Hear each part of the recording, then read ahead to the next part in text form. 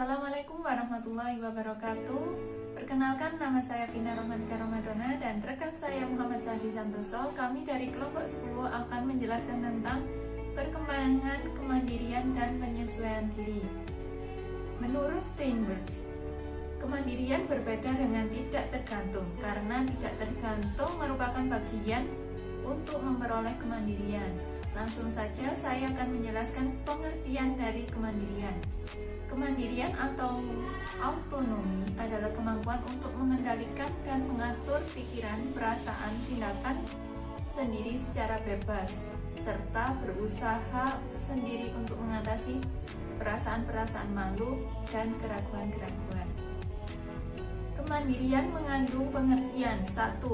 Suatu kondisi di mana seseorang memiliki hasrat bersaing untuk maju demi kebaikan diri sendiri.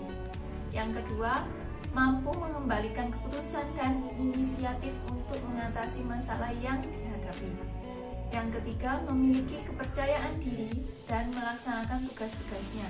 Dan yang keempat, bertanggung jawab atas apa yang dilakukannya. Selanjutnya, bentuk-bentuk dari kemandirian. Di antaranya, yang pertama, kemandirian emosional. Kemandirian emosional yaitu kemampuan mengontrol emosi sendiri dan tidak tergantung pada orang lain.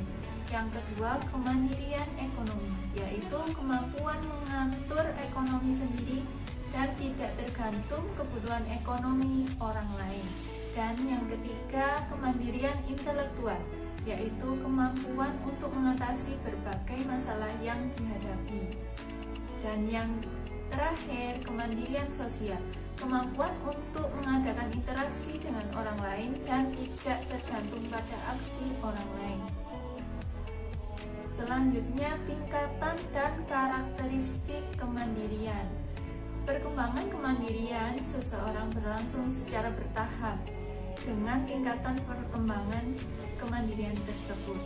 Nah, tingkatan-tingkatan ini ada 6 poin, yakni yang pertama adalah tingkatan inklusif dan melindungi diri.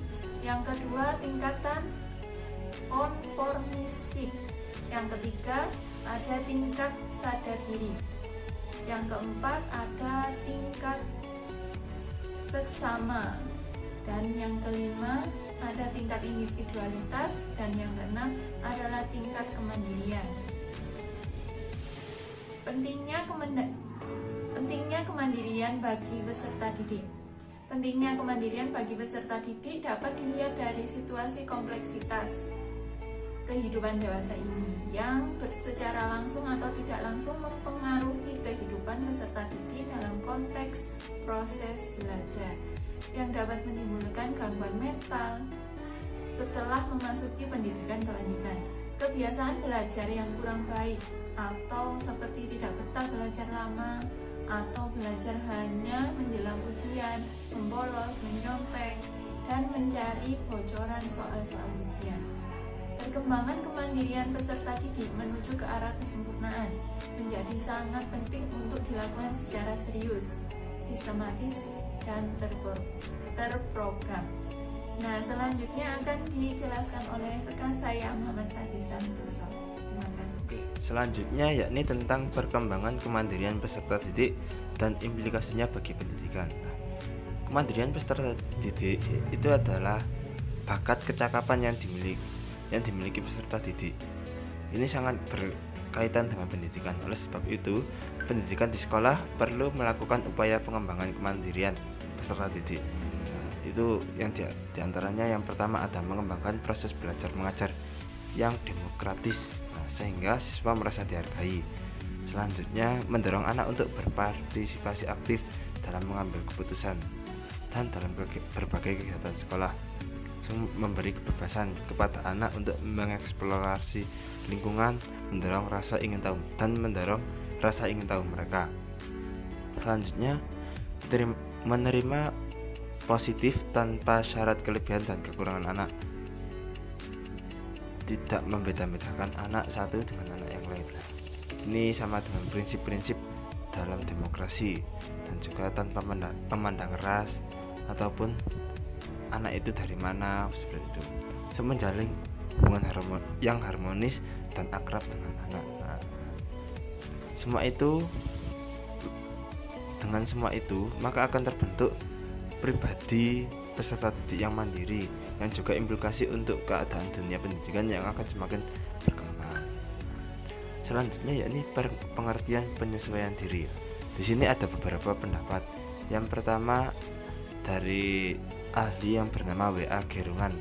Nah, itu menyatakan bahwa penyesuaian diri adalah mengubah diri sesuai dengan keadaan lingkungan, tetapi juga mengubah lingkungan sesuai dengan keadaan atau keinginan diri.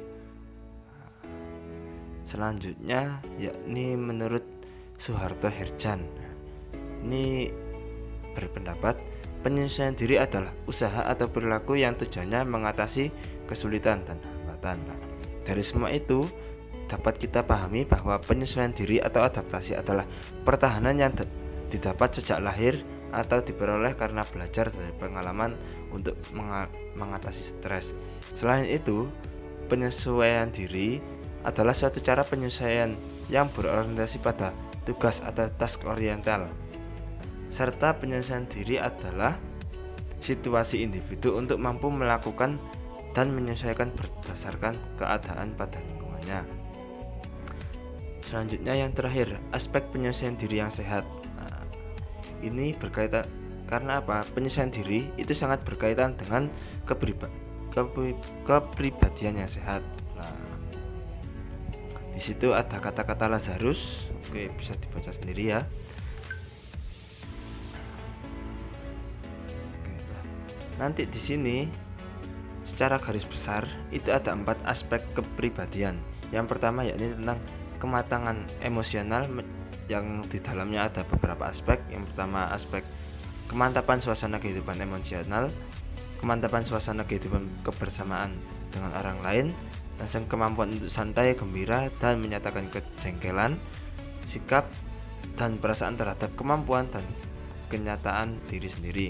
Selanjutnya ada kematangan intelektual, mencakup aspek-aspek kemampuan mencapai wawasan diri sendiri, langsung kemampuan memahami orang lain dan keragamannya. Selanjutnya kemampuan mengambil keputusan. Selanjutnya keterbukaan dan dalam mengenal lingkungan. Nomor 3 ini ada kematangan sosial. Di dalamnya ada beberapa aspek. Yang pertama ada keterlibatan dalam partisipasi sosial, kesediaan kerjasama, kemampuan kepemimpinan, keakraban dalam pergaulan. Selanjutnya ada tanggung jawab. Ini poin terakhir. Nah, di sana ada beberapa aspek. Yang pertama, sikap produktif dalam mengembangkan diri, melakukan perencanaan dan melaksanakan secara fleksibel. Langsung sikap altruisme, empati, bersahabat dalam menjalin hubungan interpersonal. Selanjutnya kesadaran akan etika dalam hidup jujur, melihat perilaku dari segi konsekuensi atas dasar sistem nilai, langsung kemampuan bertindak independen. Oke, itu saja dari kelompok kami. Apabila ada pertanyaan, silahkan bertanya. Terima kasih atas waktunya. Mohon maaf bila ada yang kurang. Sekian, wassalamualaikum warahmatullahi wabarakatuh.